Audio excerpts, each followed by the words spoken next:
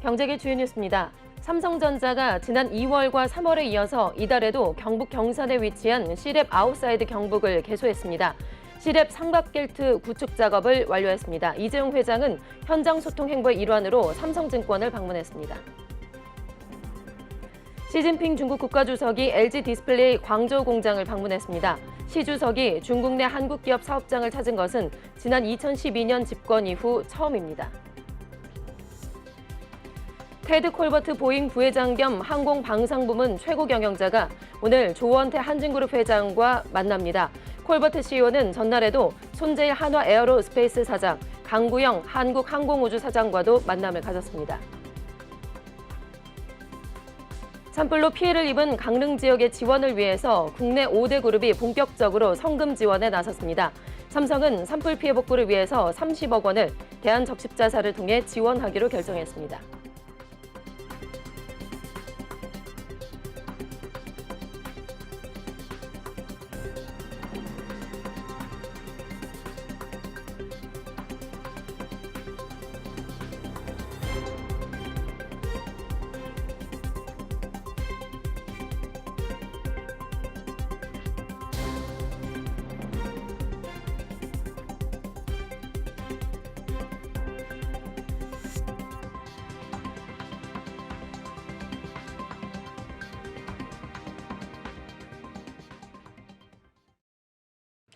네, 시청자 여러분 안녕하십니까? 4월 14일 뉴스프라임 시작하겠습니다.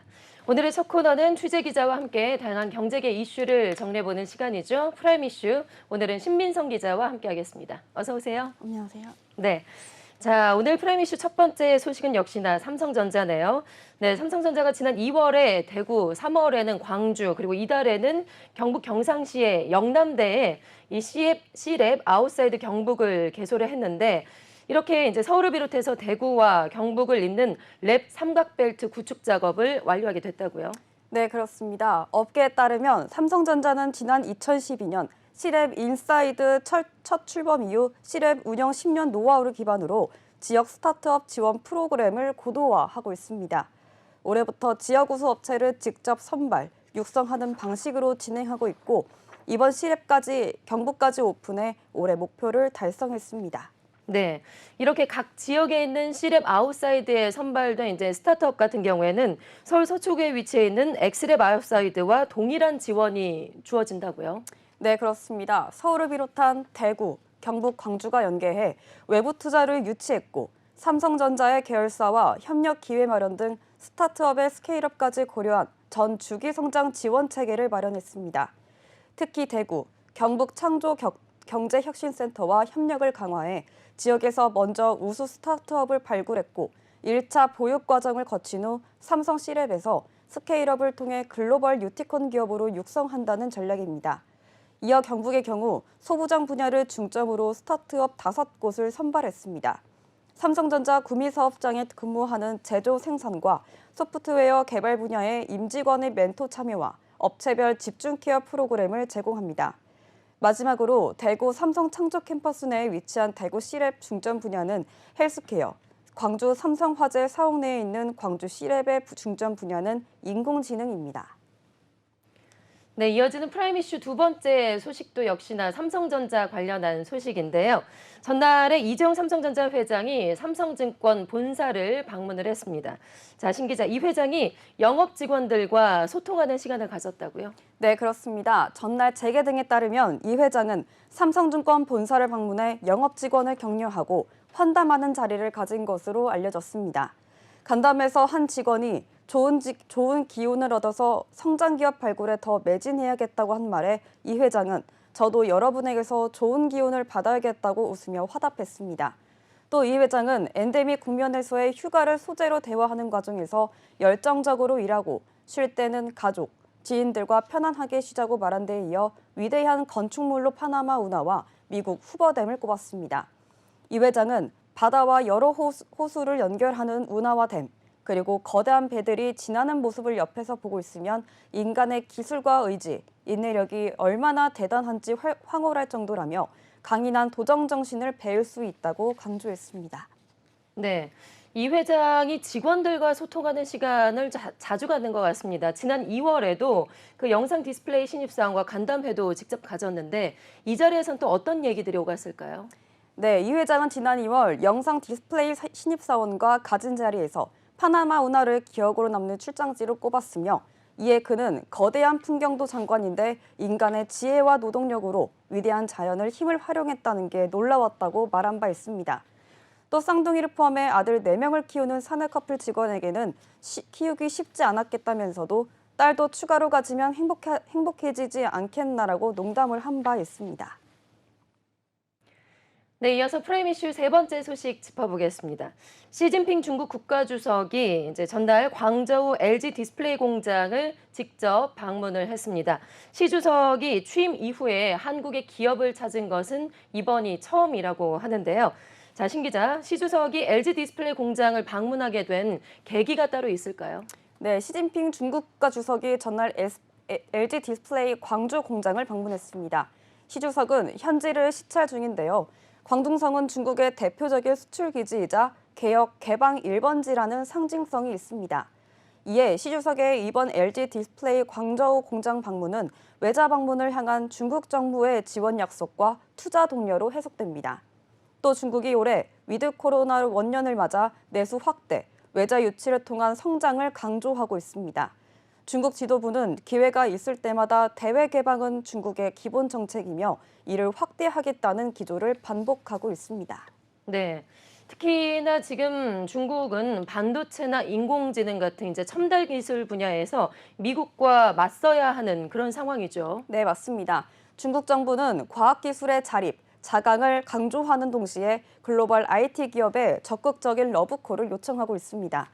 한정 중국 국가부주석, 왕원타오 중국 상무부장 등 중국 고위급 인사들이 최근 중국을 찾은 미국 반도체 기업 인텔의 패트릭 겔싱어 최고 경영자와 만남을 가졌습니다.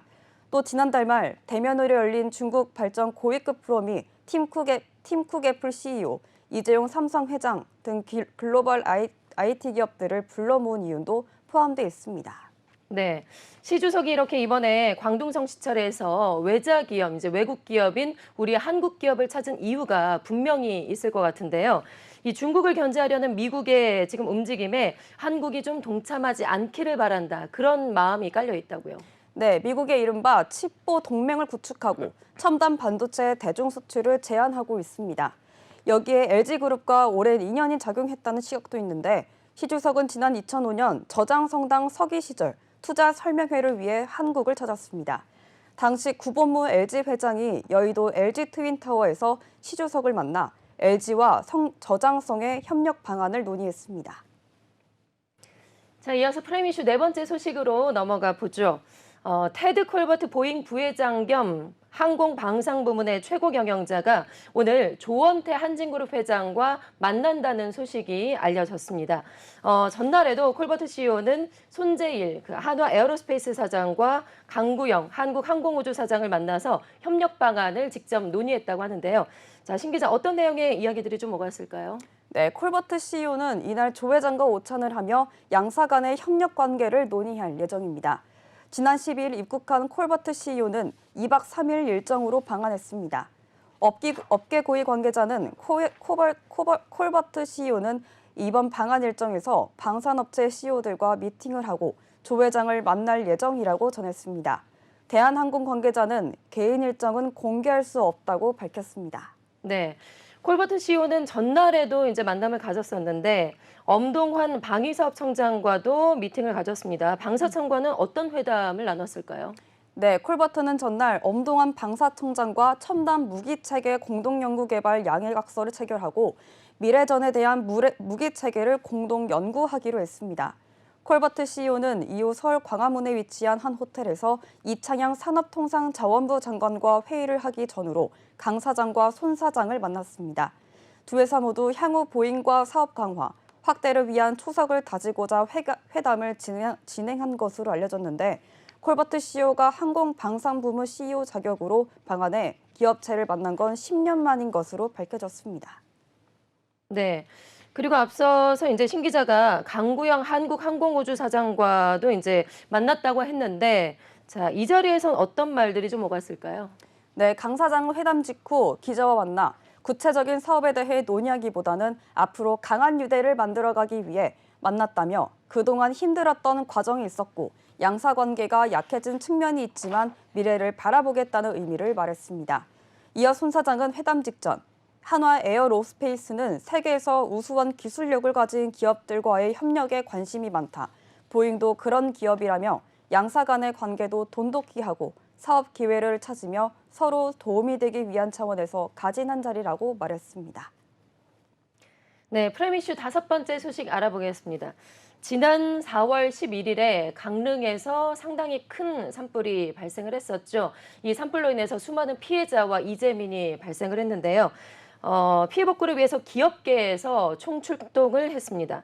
자, 신 기자, 국내 5대 그룹들이 성금 지원에 나섰다고요? 어떤 기업들이 있을까요? 네, 맞습니다. 지난 강릉에서 큰 산불 피해가 나자 기업들이 구호 물품과 성금을 기부하기 시작했습니다.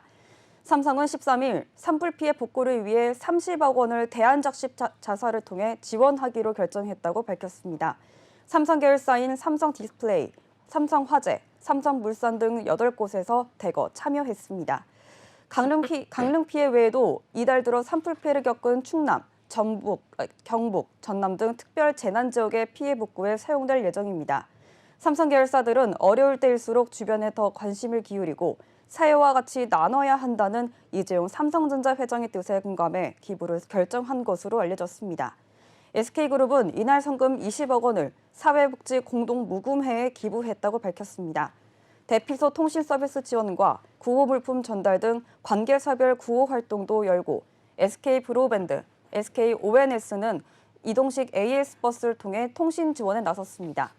현대차그룹은 이날 성금 20억 원을 희망브리지 전국재해구호협회에 전달했다고 밝혔으며 이와 함께 피해 지역의 도시형 세탁 구호 차량 4대와 통합 방역 구호 차량 1대를 투입해 오염된 세탁물 처리와 피해 현장의 방역 대응을 하기로 했습니다.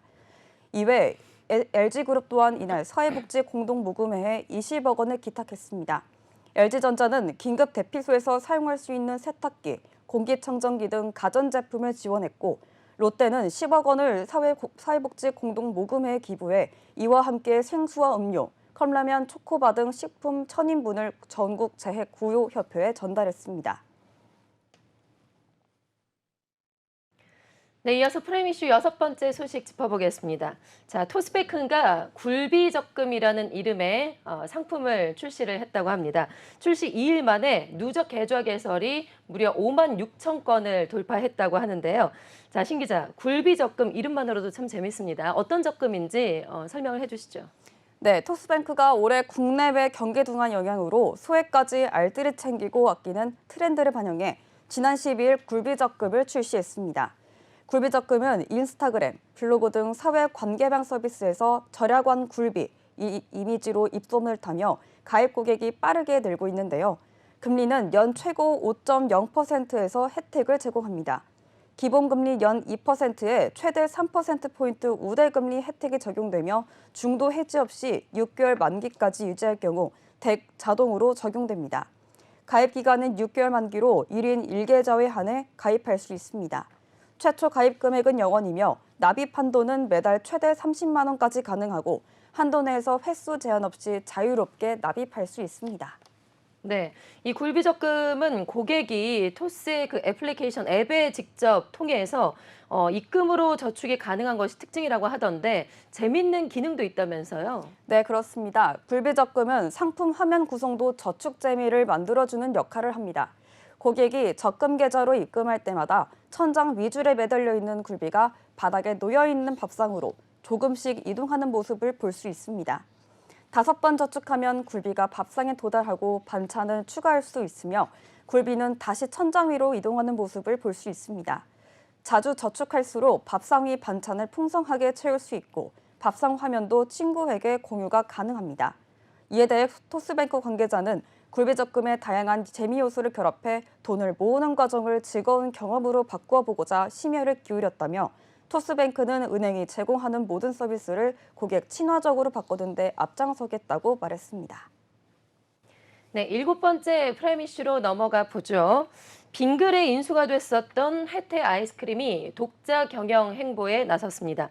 이사회 내에 빙글의 인사 대신에 혜태 아이스크림의 내부 인사를 사내 이사에 올렸다고 하는데요. 신 기자, 자, 이렇게 한 이유가 따로 있을까요?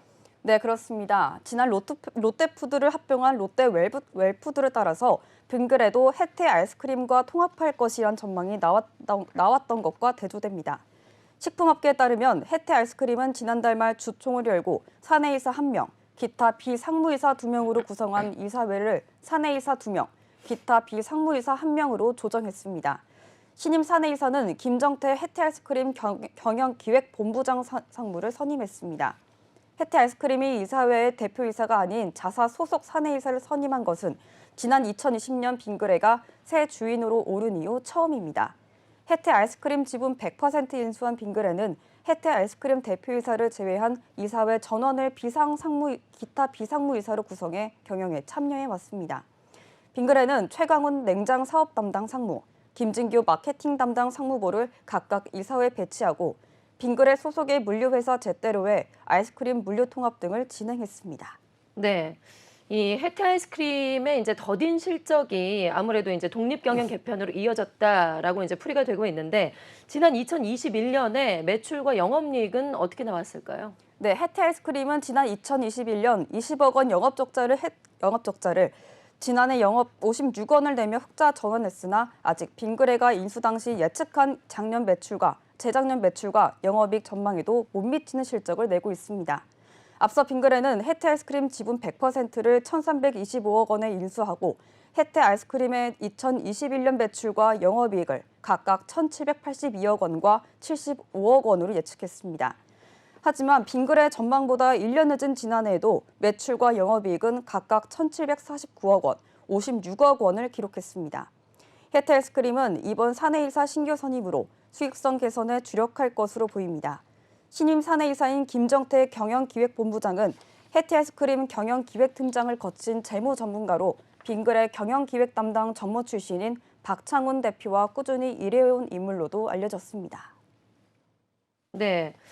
사실 빙그레가 혜태 아이스크림을 인수하면서 합병 가능성에 대한 이야기도 좀 나왔었는데 결국 합병 가능성은 좀 줄게 됐다고요.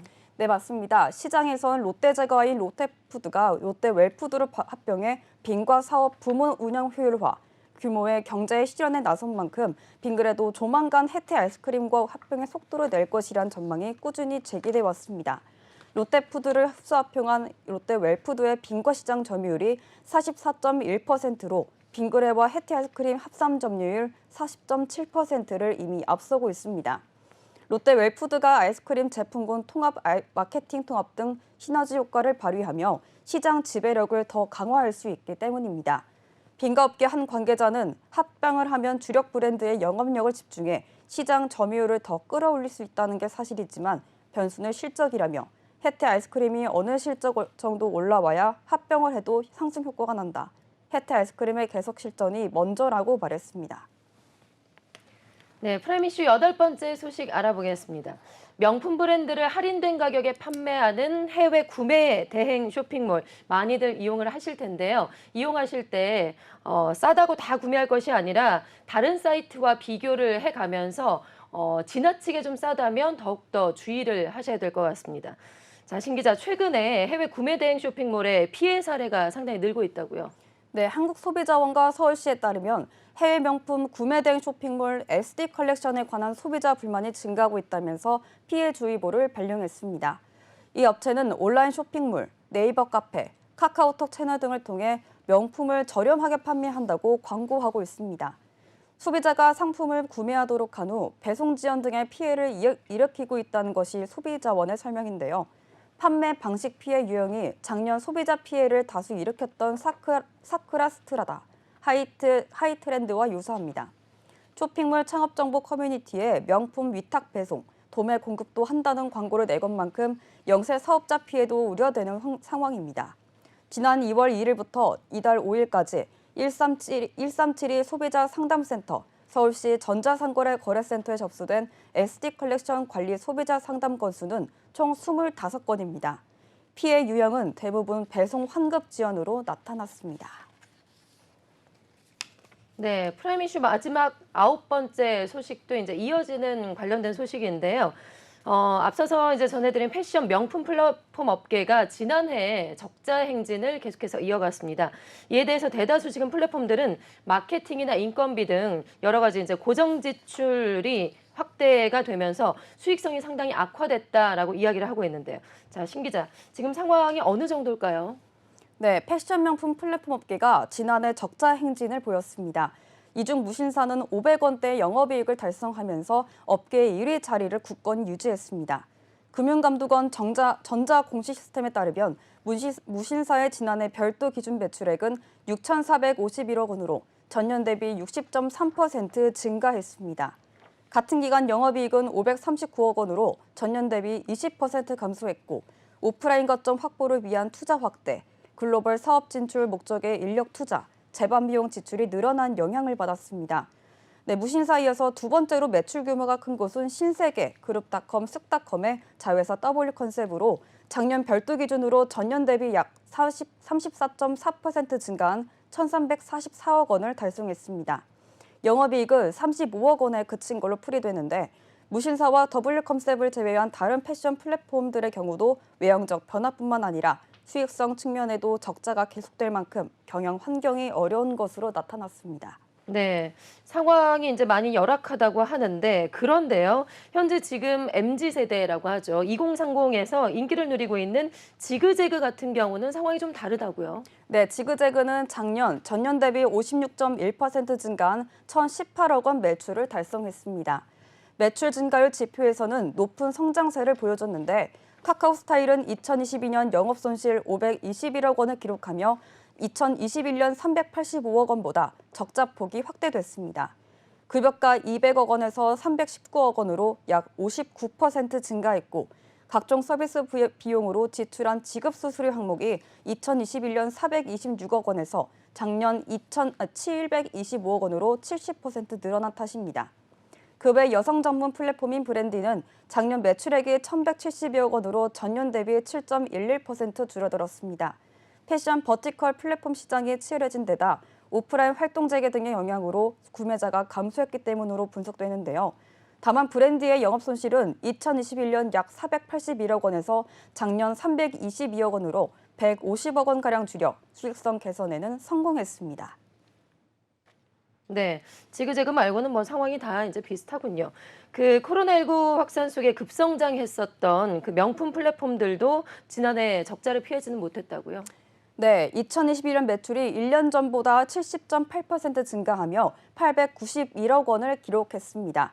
하지만 영업 손실도 374억 원으로 전년 186억 원보다 2배 늘었습니다. 반란의 적자폭이 늘어난 것은 광고 선전비 지출 규모가 191억 원에서 386억 원으로 커진 탓으로 분석됩니다. 트렌비는 2022년 매출이 882억 원으로 전년보다 8.44% 감소했으며 208억 원의 영업 손실을 기록했습니다. 무신사는 다른 패션 플랫폼들의 매출을 모두 합한 것보다 더 큰 규모의 매출을 올리며 업계 1위를 굳건히 지켰습니다. 아직 에이블리가 2022년 매출을 공개하지 않았으나 W 컨셉, 지그재그, 브랜디 3사의 매출 합계가 3,500억 원 수준으로 무신사의 절반을 웃돌 정도로 내다보고 있습니다. 업계 한 관계자는 코로나19 이후 명품이나 패션 버티컬 플랫폼들의 시장 경쟁이 치열해지고 있다며 성장세를 돋보이게 하기 위해 거래액을 늘리는 데 취준하기보다 수익성 개선을 최우선 과제로 놓고 역량을 집중해야 할 것이라고 말했습니다. 네, 오늘 이렇게 경제계 주요 이슈들 프라임 이슈에서 자세하게 살펴봤습니다. 신민성 기자와 함께했습니다. 고맙습니다. 감사합니다.